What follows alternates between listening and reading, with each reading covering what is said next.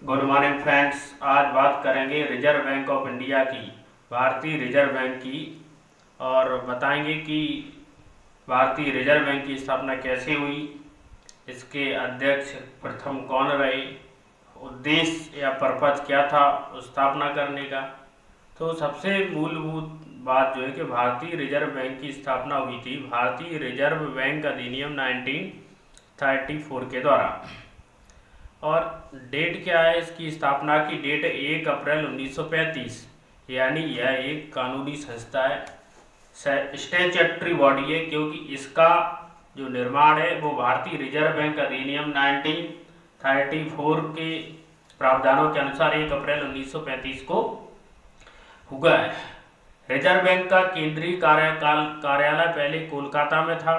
पहले कहाँ था इसका कार्यालय? कोलकाता में था, जिसे 1937 में स्थायी रूप से मुंबई स्थानांतरित कर दिया गया था। आप समझेंगे कि केंद्रीय कार्यालय जो है, जहाँ की जो गवर्नर होते हैं आरबीआई के, वो बैठते हैं। वर्तमान जो गवर्नर है वो शक्तिकांत दास है। प्रारंभ में देखेंगे तो यह निजी स्वामित्व वाला बैंक था, लेकिन 1949 में बैंकों का राष्ट्रीयकरण किया गया था आरबीआई का। इसके पश्चात यह भारत सरकार का पूर्ण स्वामित्व वाला बैंक बन चुका है। प्रस्तावना की बात करें तो आरबीआई रिजर्व बैंक की स्थापना में बैंक के मूल कार्य इस प्रकार हैं। आरबीआई बैंकों के जो कार्य होते हैं, बेसिकली दो कार्य होते हैं किसी भी बैंक के। एक तो होता है क्रेडिट कंट्रोल करना, और दूसरा होता है बैंक के कस्टमर के बैंकर के रूप में काम करना, यानी क्रेडिट कंट्रोल बैंकर के रूप में काम करना, यानी कि डिपॉजिट और क्रेडिट का काम करना। जो व्यक्ति है जिन्हें आवश्यकता है धन की, उन्हें आवश्यक रूप से लोन प्रोवाइड करना, और जो बैंकों में लोगों की जमा है उन्हें सुरक्षित बनाए रखना, तथा क्रेडिट कंट्रोल करना। लेकिन आरबीआई कोई बैंक नहीं है, ये बात समझ लेना। ये बैंकर्स बैंक है, बैंकों का बैंक है, आप कह सकते हैं बैंकों का बाप है। भारत में सभी बैंकों का क्रेडिट कंट्रोल करने का काम आरबीआई का है, और आरबीआई मुख्य रूप से मौद्रिक स्थिरता बनाए रखने का कार्य करता है। इंडिया में फिजिकल स्टेबिलिटी बनाए रखने का काम करता है। बैंक नोटों का निर्गमन करता है, यानी भारत में नोट अगर कोई संस्था जारी करती है वो तो आरबीआई है, और आरबीआई भारत सरकार के वित्त मंत्रालय के अधीन आता है। और सिर्फ जारी नहीं करता है नोटों को, बल्कि उन नोटों का विनियमन करना और प्रावधिक निधि बनाए रखना। निधि बनाए रखने का मतलब एक फंड बनाए रखा जाएगा, ताकि जितनी देश में मुद्रा की जरूरत है वो पूर्ण रूप से मुद्रा भारत में बनी रहे। देशवासियों के हितों के लिए मुद्रा एवं ऋण की प्रणाली का संचालित करना। मुद्रा एवं ऋण की प्रणाली का मतलब क्या है कि पूरे देश के अंदर जितनी भी बैंक है उन बैंकों में मुद्रा का प्रॉपर सर्कुलेशन या प्रॉपर फ्लो बना रहे, ये भी आरबीआई की ही गारंटी है। ऋण का मतलब आरबीआई जो वाणिज्यिक बैंक है, कॉमर्शियल बैंक है, उनको ऋण प्रदान करता है, तथा अगर उनका अतिरिक्त जमा है तो वो आरबीआई में जमा भी कर सकते हैं।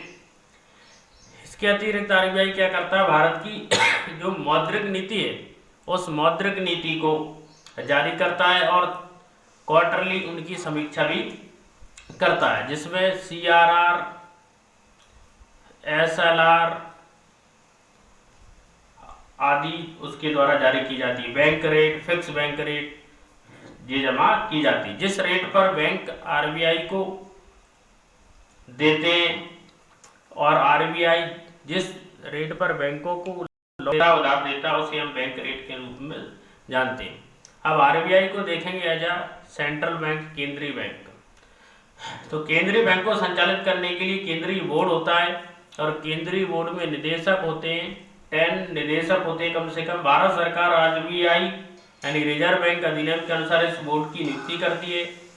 इनका जो कार्यकाल होता है वो 4 वर्ष के लिए होता है। गठन भारत सरकार के द्वारा किया जाता है, और इसमें निदेशक के रूप में देखेंगे अब सरकारी निदेशक होते हैं। सरकारी निदेशक में पूर्णकालिक भी होंगे, अंशकालिक भी होंगे। पूर्णकालिक के रूप में गवर्नर होंगे, और अधिकतम 4 उप गवर्नर होंगे, यानी गवर्नर एंड 4 डिप्टी गवर्नर रहेंगे। सरकारी निदेशक के रूप में देखेंगे नॉन गवर्नमेंटल डायरेक्टर कौन कौन से रहेंगे, तो उनके रूप में आप देखोगे सरकार द्वारा नामित विभिन्न क्षेत्रों में 10 निदेशक होंगे और 2 सरकारी अधिकारी होंगे। यानी आप कुल मिला के देखो कि पूर्णकालिक और अंशकालिक या गैर सरकारी निदेशक होते हैं। पूर्णकालिक के रूप में आप देखोगे गवर्नर और 4 डिप्टी गवर्नर रहेंगे। गैर सरकारी के रूप में 10 निदेशक रहेंगे और 2 सरकारी अधिकारी रहेंगे। इसके अलावा 4 निदेशक और रहेंगे जो स्थानीय बोर्डों से होंगे। स्थानीय बोर्डों से का मतलब है जो 4 आरबीआई के अलग अलग जगह स्थानीय कार्यालय बने होंगे, उनके पदाधिकारी भी इसमें शामिल होंगे। केंद्रीय बैंक के कार्य को हम देखेंगे और भारतीय रिजर्व बैंक अधिनियम 1934 के अंतर्गत नियुक्त होने वाले या नाम निर्देशित होने वाले जो गवर्नर है वो कौन कौन से हैं, यहाँ पर उनकी लिस्ट बनी हुई है। तो प्रेजेंट जो गवर्नर है वो है शक्तिकांत दास जो गवर्नर है। हम केंद्रीय बोर्ड को देख रहे हैं। इसके अतिरिक्त 4 जो सदस्य हैं जो डिप्टी गवर्नर के रूप में डॉक्टर एमडी पात्र गवर्नर है, Shri M Rajeshwar Rao deputy governor है, Shri T Ravishankar deputy governor है, श्री स्वामीनाथन जी डिप्टी गवर्नर है। और बाकी जो सदस्य हैं जो मैंने बताया कि 10 डायरेक्टर्स होते हैं और 2 गवर्नमेंट ऑफिशियल होते हुए हैं, हाँ सबका नाम बताना पॉसिबल नहीं है। स्थानीय बोर्ड की बात करें तो स्थानीय बोर्ड पश्चिम में, पूर्व में आपको स्थानीय बोर्ड देखने को मिलेंगे। यानी पश्चिम, पूर्व, उत्तर और दक्षिण में, यानी भारत के चारों कोनों में, चारों दिशाओं में आपको ये केंद्रीय बोर्ड देखने को मिल जाएंगे। पूर्व, पश्चिम, उत्तर और दक्षिण में केंद्रीय बोर्ड रहेंगे। प्रत्येक केंद्रीय बोर्ड में 5 सदस्य होंगे और इनकी नियुक्ति जो है केंद्र सरकार के द्वारा की जाती है। केंद्रीय बोर्ड में जो सदस्य होते हैं उनकी नियुक्ति केंद्र सरकार के लिए की जाती है। इनका कार्यकाल भी 4 वर्ष होता है। और इनकी कार्य की अगर बात करें तो स्थानीय मामलों को देखते हैं। केंद्रीय बोर्ड से संबंधित जो भी स्थानीय मामले हैं उन्हें देखते हैं और अगर ये मामला केंद्रीय बोर्ड को भेजने लायक है तो क्षेत्रीय बोर्ड जो है वो केंद्र को भेज देते हैं। और जब भी एक राष्ट्रीय स्तर की बैठक होती है तो उसमें राज्यों के क्षेत्रीय प्रतिनिधि के रूप में ये बोर्डों के गवर्नर उसमें भाग भी लेते हैं। इसके अलावा हम देखेंगे आरबीआई का स्ट्रक्चर आप देखोगे तो इसमें केंद्रीय बोर्ड था जो हमने देख लिया है, स्थानीय बोर्ड थे और केंद्रीय बोर्ड की समिति जिसे सीसीबी कहा जाता है वो भी इसमें मौजूद होती है। इसके अतिरिक्त पर्यवेक्षण बोर्ड भी होता है, राइट। अब देखेंगे मैं आरबीआई का विधिक ढांचा क्या है, यानी कौन कौन सी कानूनी जो आरबीआई को पावर देती है। तो भारतीय रिजर्व बैंक द्वारा प्रस्तावित अधिनियम, कंपनी अधिनियम 1956, कंपनी अधिनियम 1956 और जो नया कंपनी अधिनियम बन गया 2013 से आरबीआई को एक बैंकिंग कंपनी के रूप में मान्यता प्राप्त होती है और सभी बैंकों का रेगुलेटर है, सभी फाइनेंशियल कंपनी को रेगुलेटर आरबीआई बन जाता है। प्रतिभूति संविदा विनियम अधिनियम 1956, state bank of India subsidiary bank act 1939, इन एक्टों के माध्यम से आरबीआई को पावर मिलता है। औद्योगिक वित्त निगम 1993। तो आपने देखा आरबीआई के बारे में। आरबीआई केंद्रीय बैंक है जो भारत में विदेशी मुद्रा का भी प्रबंधक है, यानी विदेशी मुद्रा जो स्टोर करके रखता है, भारत का रिजर्व बनाए रखता है, फॉरेक्स रिजर्व या फॉरेन रिजर्व बनाए रखता है, वो आरबीआई है।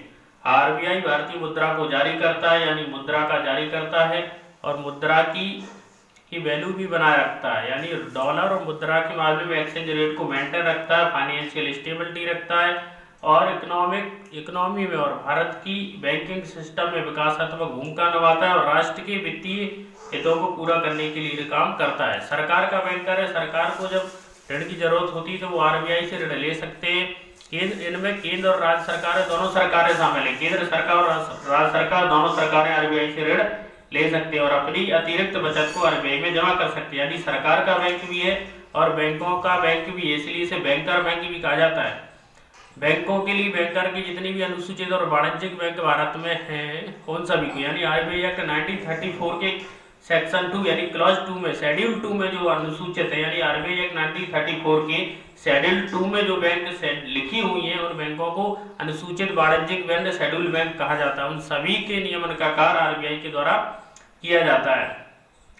आरबीआई के प्रशिक्षण के लिए शालाएं। आरबीआई आपको एक बात जो इम्पोर्टेंट है जानने की कि 1 रुपए का नोट है वो आरबीआई के द्वारा जारी नहीं किया जाता, वो भारत सरकार का वित्त मंत्रालय जारी करता है, जिस पर वित्त सचिव के हस्ताक्षर होते। आरबीआई के प्रथम जो गवर्नर थे वो थे शनमुखम शेट्टी।